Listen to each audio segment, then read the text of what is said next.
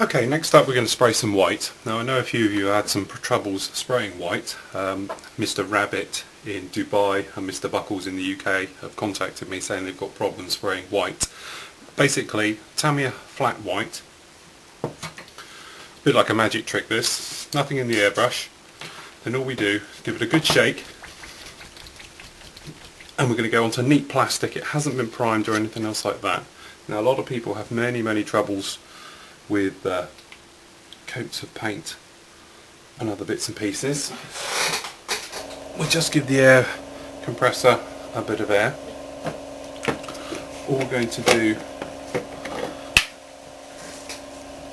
is just add a couple of drops of acrylic thinners in there, and we give it a bit of a mix up. Literally it's just a few drops to stop it clogging too much, just like that. Okay, just test our flow. Okay, I'll start in the wells.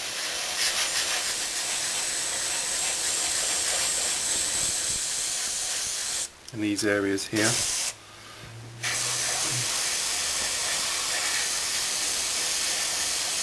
Now it's a bit dusty, as you can see, when it first comes out, but this is because it's a very thick paint, and obviously the airbrush is having trouble atomising it.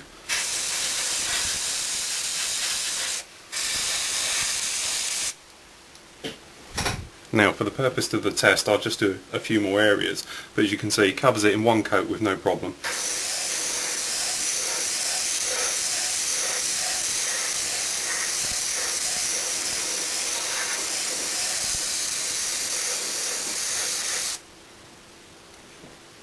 Next coat on, what you actually do is just make that a little bit thinner.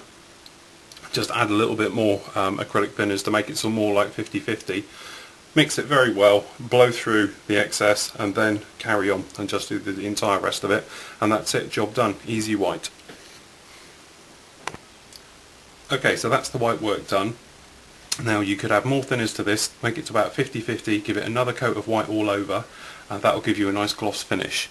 Now for this purpose, because it's going to be weathered, I want it to be quite flat and quite grainy, because then with a weathering wash it will help stick to it more and give it that more weathered look. So I would leave it, but obviously you can give it a bit more gloss. So if I just do another small area, perhaps up on the wing here.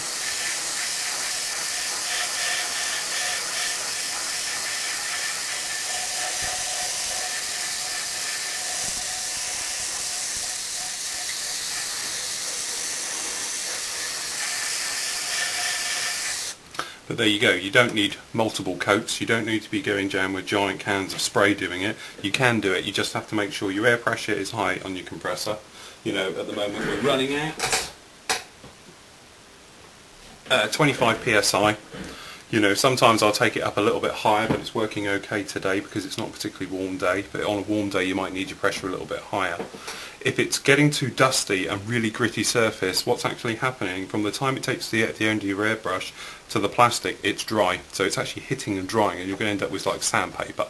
So what you actually want to do is add a little bit more thinners, or you can buy Winsor & Newton. It's a retarder, it's a flow enhancer. A couple of drops in your airbrush every time and it will stop it drying out before it hits. Or pressure a little bit lower.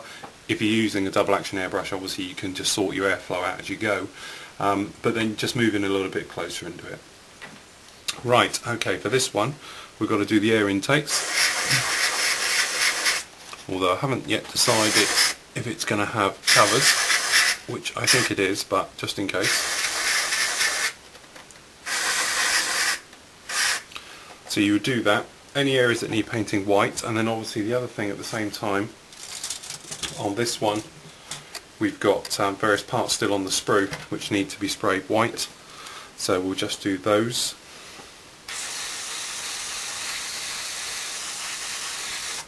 Like so.